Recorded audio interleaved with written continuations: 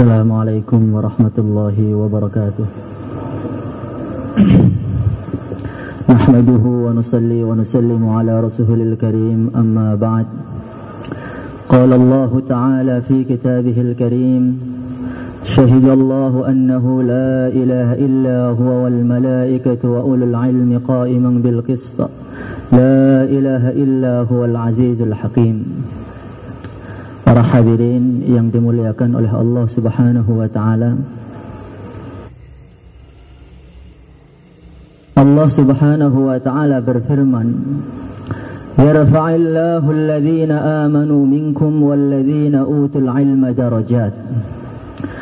Allah Subhanahu wa ta'ala akan mengangkat derajat orang iman di antara kalian dan derajatnya orang ahli ilmu. Maknanya bagaimana? Kalau Allah Subhanahu wa ta'ala sudah memuliakan hambanya, maka tidak ada satupun orang yang bisa menghinakannya, bisa merendahkannya, siapapun dia, umurnya berapa, statusnya bagaimana, nasabnya bagaimana. Kalau sudah dimuliakan oleh Allah, tidak ada yang bisa merendahkannya lagi. Para hadirin yang dimuliakan oleh Allah Subhanahu wa ta'ala, kalau kita sedikit saja melihat sejarah bagaimana ahli ilmu yang betul-betul memegang ilmunya tadi, amanah dengan ilmunya, seperti Syekh Abdullah bin Mubarak ini. Beliau itu bukan anak bangsawan, bukan anak orang terpandang, gak punya nasab. Nasabnya ini hanya anak tukang kebun. Tapi ketika di dada beliau tadi ada ilmunya, dan beliau jaga betul tadi ilmu yang ada di dada beliau tadi, yarfa'illahu alladhina amanu minkum walladhina utul ilma darajat. Ternyata anak tukang kebun pun Allah muliakan beliau tadi. Kalau beliau itu datang ke Baghdad, maka pintu-pintu toko-toko tutup semua, gak ada yang buka satupun tadi. Keluar dari kotanya, mereka pengen melihat bagaimana senyuman wajahnya Abdullah bin Mubarak tadi.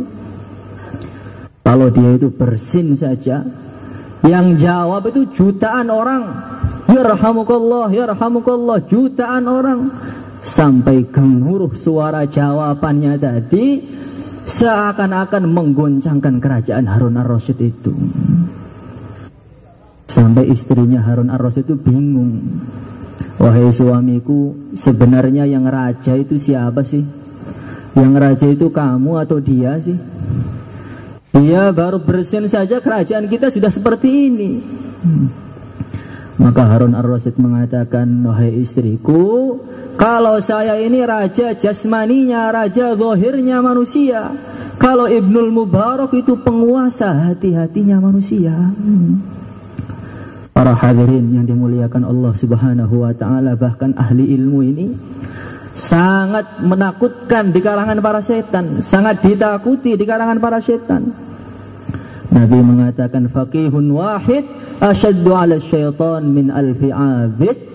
Satu orang faqih, satu para ulama, satu ulama lebih ditakuti oleh syaitan daripada 1000 ahli ibadah. Maka saya teringat ada satu cerita. Dulu itu ada ulama sedang tidur di masjid. Di samping ulama tadi ada ahli ibadah yang sedang sholat. Sholat, salam, sholat lagi, nangis, zikir, nggak ada henti-hentinya. Maka di depan pintu masjid tadi ada satu orang yang memperhatikan ahli ibadah tadi, diperhatikan terus. Maka datang orang menegur, Tuan, saya lihat dari tadi itu Tuan nggak masuk masjid, cuman ngelihat aja, ada apa sih? Kok cuma memperhatikan ahli ibadah, itu ada apa sebenarnya? Maka orang tadi mengatakan, kamu tahu nggak siapa saya ini? Nggak tahu. Saya itu setan. Saya ini datang ke sini untuk menggoda ahli ibadah yang sedang sholat tadi. Tapi bagaimana mungkin saya bisa mendekat? hembusan nafasnya ulama yang sedang tidur tadi membakar para setan. Ini baru hembusan nafasnya. Jadi kalau ulama tidur itu hembusan nafasnya saja itu sudah membakar para setan. Belum kalau berbicara, belum kalau mengangkat tangan, belum tangisannya. Anak daurah bagaimana itu? Mungkin sebagian orang punya anak yang tamat tahasus, tamat daurah, hafidz Quran, kadang-kadang hatinya itu biasa saja. Kurang bangga, kurang gembira, Masya Allah. Padahal mereka lah itulah yang nanti akan menyejukkan kuburan kita itu, yang mereka itu, yang ngantuan itu. Para hadirin yang dimuliakan oleh Allah Subhanahu wa Ta'ala, coba sedikit saja kita melihat bagaimana gambarannya nanti di akhirat itu. Jadi diriwayatkan ada satu orang, ya ini ditimbang amalnya. Ketika amalnya tadi ditimbang, kurang satu masuk surga. Maka dia bingung sekali nih, ya Allah, kurang satu saja. Coba saya subhanallah sekali begitu masuk surga saya. Kurang satu masuk surga, sudah terlanjur sampai akhirat, bagaimana ini? Maka Allah berfirman, wahai hambaku, sudah, dengan rahmat dan kasih sayangku, kamu saya izinkan cari amal satu sana, kalau ada yang mau ngasih. Maka dia langsung datang kepada orang tuanya, ya, amalan saya itu kurang satu masuk surga ya. Coba beri amalan saya satu saja, coba lihat rapotnya bagaimana. Dikasih tadi catatan amal ayahnya tadi. Ternyata catatan amal itu baik semuanya, yang buruk cuma sedikit saja. Saldonya itu banyak sekali. Ya, minta satu saja amalan, sehingga kita bisa berkumpul bareng, tersenyum bareng di surga nanti. Maka ayahnya mengatakan, nak, amal baik ayah itu memang banyak, tapi saya khawatir nanti amal baik yang saya berikan kepada kamu itu amal baik yang paling menentukan bagaimana, sehingga ayah amalnya jadi banyak buruknya, masuk neraka nanti. Coba minta sana pada ibumu sana. Datang kepada ibunya, ibunya mengatakan hal yang sama, saya khawatir amal yang saya berikan kepada kamu itu amal yang paling menentukan. Coba minta pada istrimu sana, yang katanya sehidup semati itu loh. Datang istrinya mengatakan sehidup semati kan sudah mati sekarang, sudah lewat. Nanti saya kasih amal baik saya masuk neraka. Nggak bisa, minta sana pada anakmu yang setiap hari kamu nafakoi, kamu sekolahkan sampai jadi presiden itu loh. Datang kepada anaknya, ya, saya memang anak yang baik, tapi ketika di dunia, di sini nggak bisa lagi. Nanti saya beri satu masuk neraka, saya bagaimana? Maka dia sudah putus asa, putar kesana kemari nyari amal satu saja nggak dapat. Yauma yafirrul mar'u min akhihi wa ummihi wa abihi wa sahibatihi wa banihi likulli imri'in minhum yawma idzin sya'nun yughni. Hari yang mana seseorang lari dari ayahnya, lari dari ibunya, lari dari saudaranya, lari dari temannya. Yang dulu teman akrab sekali, ketika itu sudah lari semua, gak ada akrab-akraban lagi. Yang katanya saya adalah kamu, kamu adalah saya, sudah gak ada lagi. Maka tiba-tiba datang tadi, ada orang menegur, Assalamualaikum. Waalaikumsalam. Kamu siapa? Ini loh, saya lihat kamu dari tadi itu putar-putar. Ngapain sih kamu itu? Ini loh, saya itu mau nyari amal baik satu masuk surga, itu ayah saya saldonya banyak, minta satu aja nggak ngasih. Istri saya juga nggak ngasih, teman nggak ada ngasih, pelit semua pada hari ini nih. Maka orang tadi mengatakan, ya udah, kalau begitu kamu saya kasih amal baik satu sudah. Lah, kamu kok mau ngasih amal baik ke saya tuh, kamu gak kenal siapa kamu ini. Gini loh, amalan buruk saya itu sudah, rapot saya itu merah semua, Nggak lulus saya itu, nggak lulus, merah semua. Yang baik itu cuma satu. Saya itu nggak lulus, yang baik itu cuma satu. Jelas nerakanya sudah ini saya ini, nggak usah ditimbang, sudah jelas. Sudah baiknya mas satu, kasih kamu aja dah.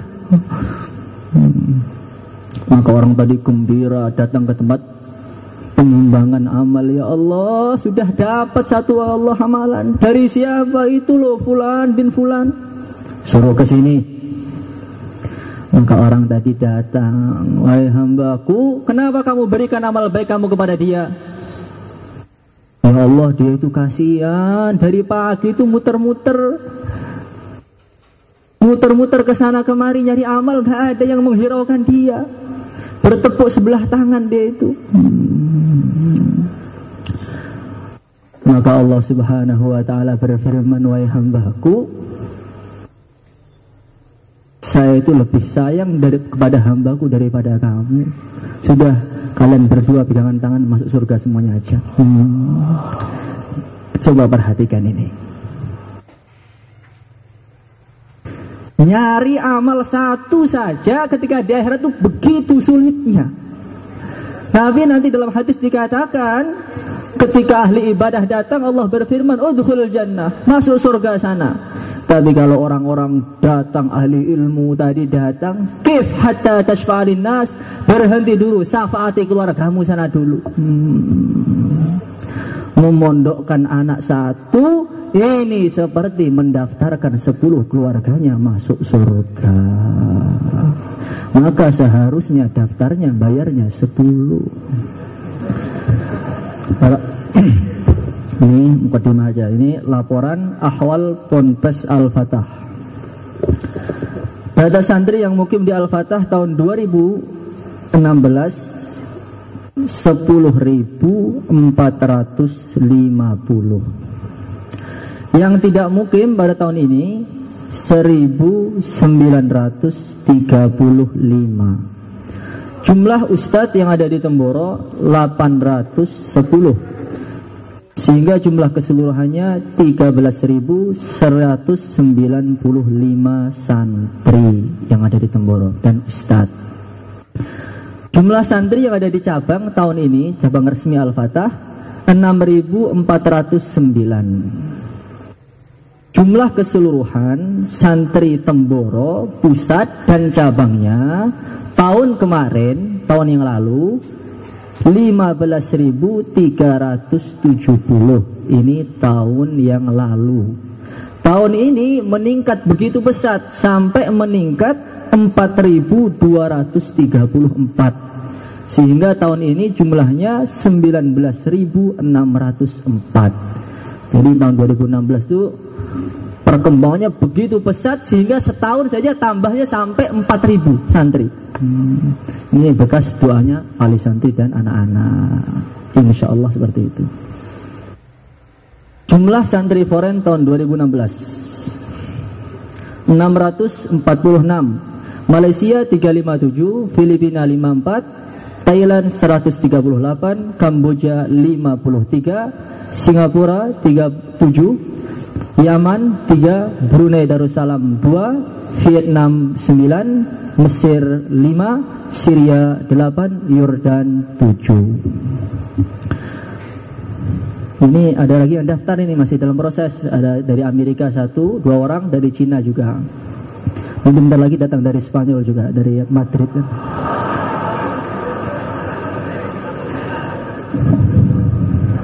Data cabang Al-Fatah tahun 2016. Jumlah cabang 65. Dalam negeri 60, luar negeri 5 cabang.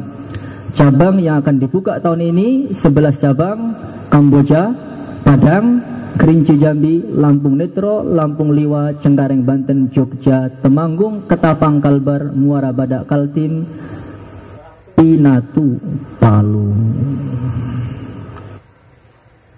Sekarang 10 besar Tahas Minhad yang dipanggil namanya berdiri saja, berdiri di tempat. Saya ingin melihat wajahnya tadi, karena melihat wajahnya ulama, nadratun ilal alim ahabbu ilallah min ibadatis sanah qiyamiha wa siyamiha. Sekali pandang pada ulama itu lebih baik daripada ibadah 1 tahun, paginya puasa, malamnya sholat. Ini baru sekali pandang. Kalau setiap hari bagaimana? Kalau dijadikan menantunya bagaimana? Musahabatur rijali dzawil wafai naimul khuldi fi daril fanai. Berteman dengan orang-orang soleh, berteman dengan para ulama, itu kenikmatan surga yang bisa kita cicipi ketika di dunia. Ayo, yang dimanggil berdiri aja. Salahuddin bin Tobroni, Lampung. Mana? Ini udah hafal Bulughul Maram, The Best Ten juga. Biasanya kalau orang itu hafalannya kuat, kadang-kadang pemahamannya lemah. Kalau beliau itu hafalannya kuat, pemahamannya kuat, mukanya oke lagi. Nggak ada kurangnya pokoknya. 2. Mukhlis bin Miftah Moker, redaksi mana? Redaksi mana?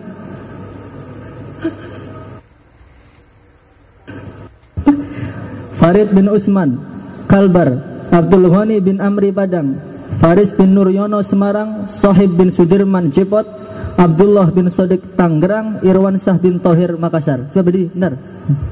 Biar wali santrinya gampang nanti mencarinya. Malu mau berdiri? Berdiri. Kayak Sohib itu loh, pede.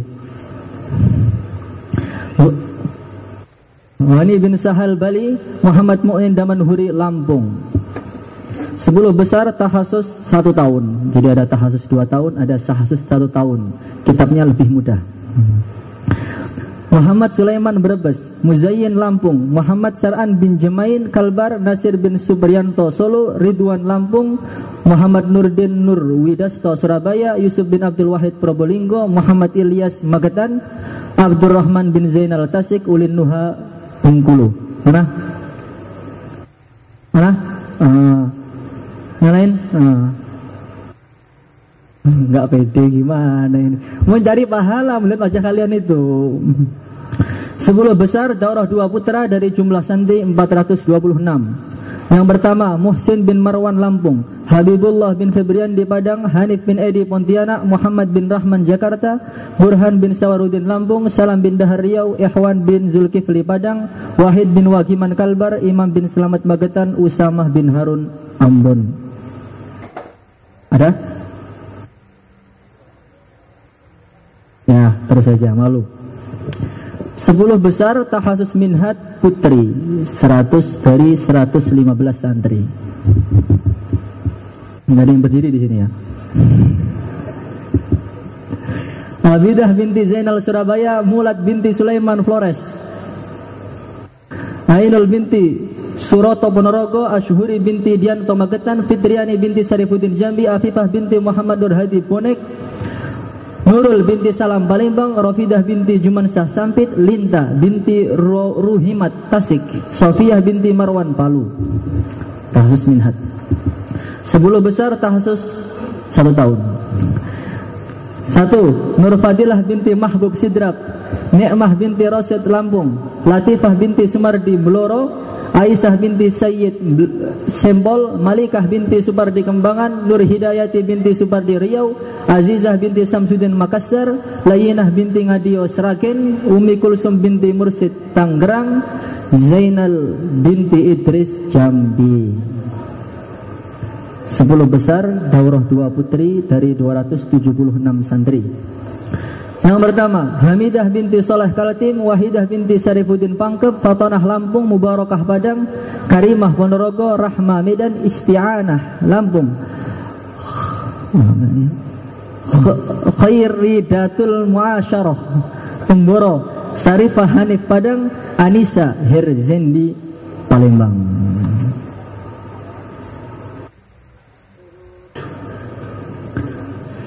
Apa? Jangan diingat-ingat namanya. Rasulullah sallallahu alaihi wasallam beliau bersabda, "Ummati kal matar la yudra awwaluhum am akhiruhum khair." Umatku itu seperti hujan, enggak tahu yang baik itu yang mana, yang awal atau yang akhir. Pada para ulama menafsirkan hadis ini, mengartikan hadis ini, Dalam umat Muhammad itu dalam setiap zaman Allah akan tampakkan tadi mutiara-mutiara, selalu ada. Allah akan tampakkan orang-orang hebat-hebat, orang-orang top-top, orang-orang pinter-pinter, terus akan ada. Sehingga semua orang itu tahu kalau agama Islam itu memang agama yang benar. Terus nggak ada henti-hentinya sampai hari kiamat nanti. Mulai zaman awal, zamannya Imam Malik, keluar lagi Al-Hasan Al-Basri, yang mana kalau beliau itu bayan itu para sahabat sampai terheran-heran saking indahnya menyihirnya itu. Mereka mengatakan ini bayannya ini kayak bayannya para nabi. Itu sampai di Lataiful Minan itu diceritakan ada ulama namanya Ibnu Haddad. Ibnu Haddad itu memiliki, ada ulama namanya Ibnu Sahin. Ibnu Sahin itu karangannya 330 karangan. Di antara karangan tadi ada kitab tafsir yang jilidnya itu 1000 jilid. Dan di antara karangannya juga ada namanya kitab Musnad. Jumlahnya 1600 jilid. Bagaimana ngarangnya itu? Sampai langganan tintanya itu mengatakan, seingat saya Ibnu Sahin itu beli ke toko saya itu, saya hitung-hitung 1600 liter tinta buat ngarang kitab itu. Terus dari zaman ke zaman ada ulama yang bisa menghafalkan sampai 80 muatan onta. Sehari seminggu saja bisa hatam 10.000 halaman. Terus dari zaman ke zaman timbul lagi mutiara baru.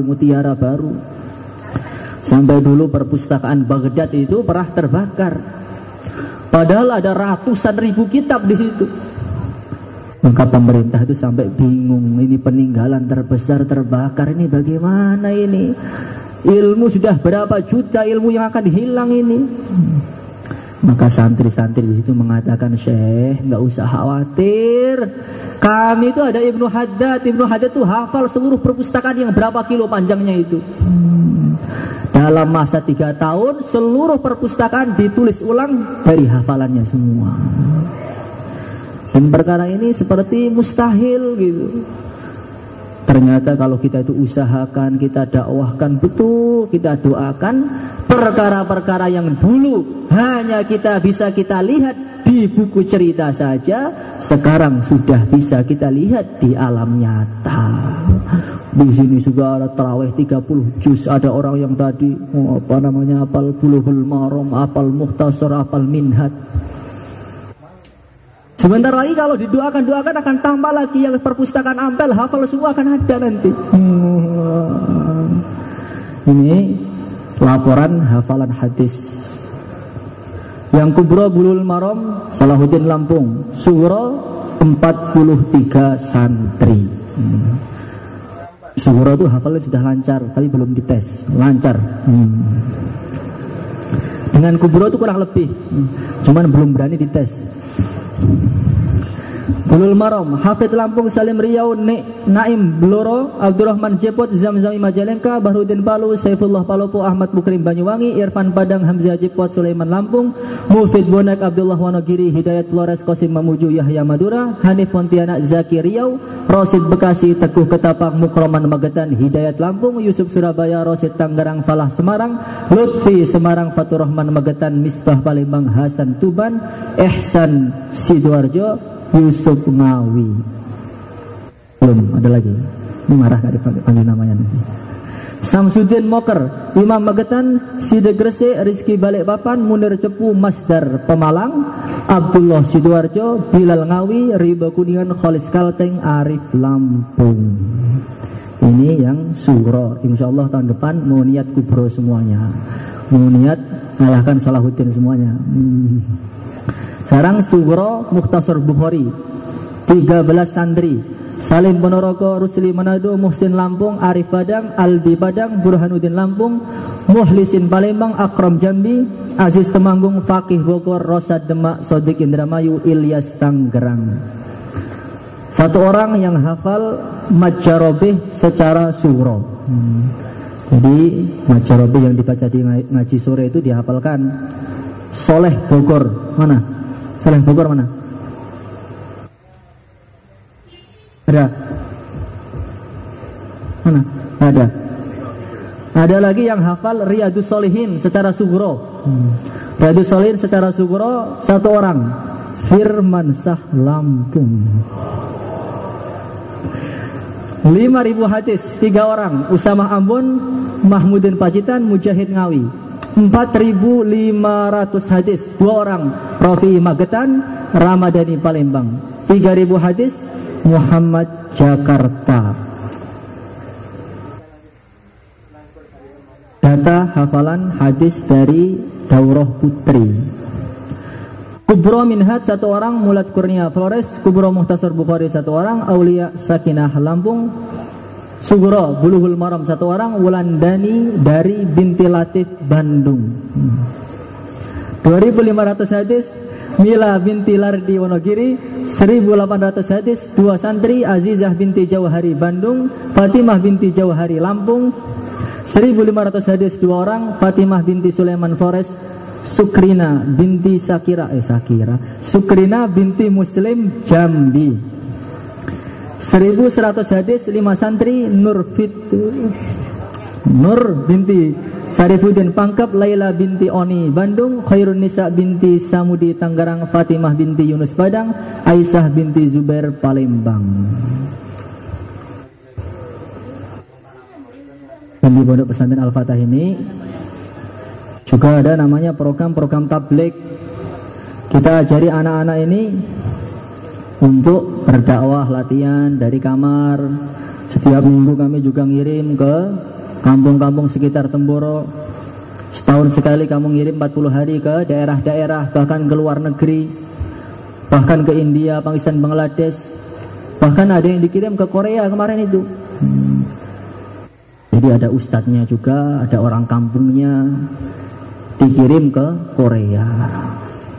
Nggak bisa bahasa Korea dan nggak ada dalilnya.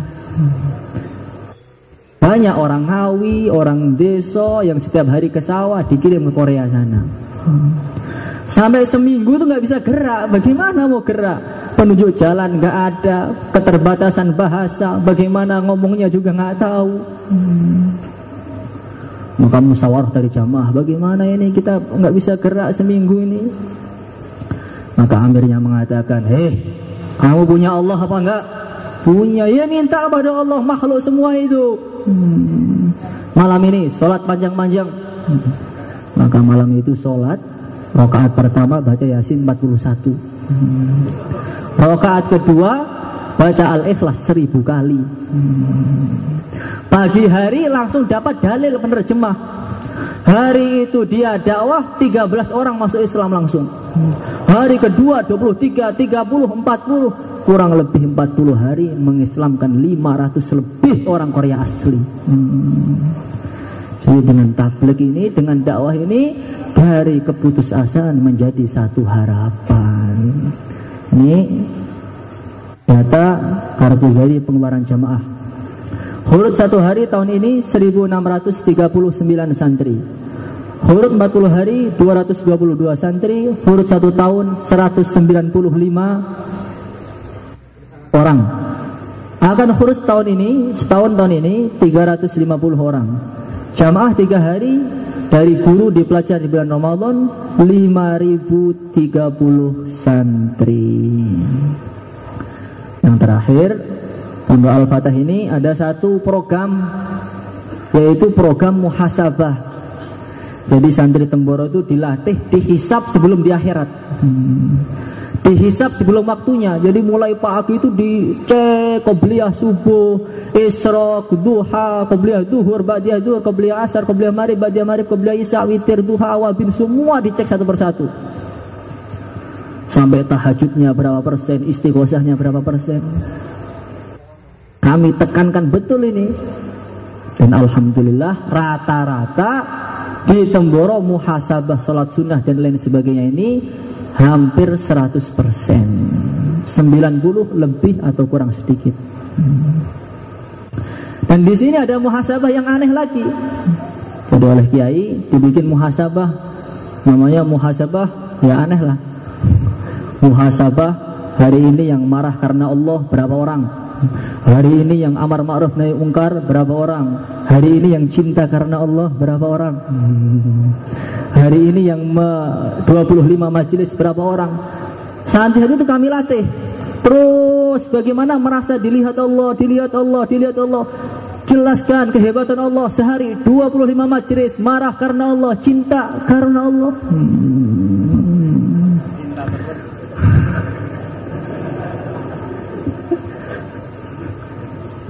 Maka hasilnya itu betul-betul bagus ternyata, sehingga akhlak mereka itu bisa tertata, bisa sopan santun yang benar, nggak berani gosok. Mau gosok ingat pada Allah, nggak jadi gosok. Mau lihat yang tidak mahram, nggak jadi, ingat pada Allah. Karena kami itu ingat, Masya Allah, tingkah laku manusia, pekerjaan manusia itu betul-betul berbahaya sekali di akhirat itu nanti. Itu ada orang ketika ditimbang amalnya, ternyata amal baiknya itu lebih banyak. Maka dia gembira sekali, wes selesai masuk surga.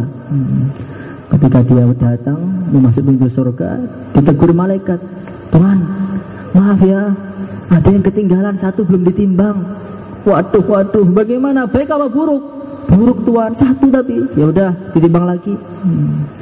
Diambil satu kertas, diletakkan di amal buruk tadi. Ketika diletakkan langsung baiknya itu hilang semua, belang langsung berat buruknya semua tadi.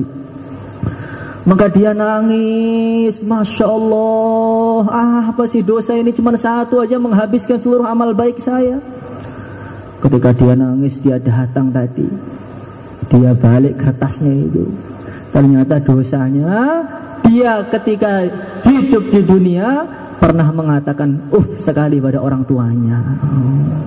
Itu sudah menghilangkan amal baiknya begitu banyak. Mau dididik bagaimana budi pekerti yang benar. Jangan pakai barang orang, jangan gosok punya orang. Sampai itu di Tadzkirah Qurtubi itu kan, Nabiullah Isa alaihi wassalatu wassalam jalan. Ketika beliau jalan melewati kuburan, maka kuburan tadi diinjak. Qum biidznillah. Langsung bangun tadi mayatnya. Ya Nabi Allah Isa, kenapa engkau bangunkan saya? Saya itu sudah dihisap sejak 70 tahun yang lalu. Lah amalan kamu itu apa? Pekerjaanmu ketika di dunia itu sampai dihisap begitu panjangnya itu apa? Saya ini pekerjaannya hanya pengangkut kayu. Kuli ngangatin kayu dari hutan ke pasar, dari pasar ke toko. Saya makan dari situ, sedekah dari situ, semua hasil saya ambil dari tadi, dari hasil ngangkat kayu tadi. Lah kenapa kamu kok bisa dengan mengangkut kayu saja bisa dihisap sampai 70 tahun itu kenapa? Wahai Nabi Allah Isa, saya itu celaka gara-gara satu saja. Ketika saya ngangkat kayu, gigi saya itu ada bekas makanan. Saya ambil kayu sedikit buat nyongkel gigi tadi, kemudian saya buang. Maka Allah berfirman, wahai hambaku, kenapa kamu meremehkan saya? Bukankah saya selalu melihat kamu, memperhatikan kamu? Kenapa di depan saya kamu berani menggosok barang orang tanpa izin itu? Pakai congkel gigi 70 tahun, bagaimana gosok sendal? Apalagi gosok yang lain. Maka sambil temurun ditekankan muhasabah siang malam dilihat Allah sehingga peningkatannya mulai membaik. Mungkin itu yang saya sampaikan, kurang lebihnya minta maaf. Wassalamualaikum warahmatullahi wabarakatuh.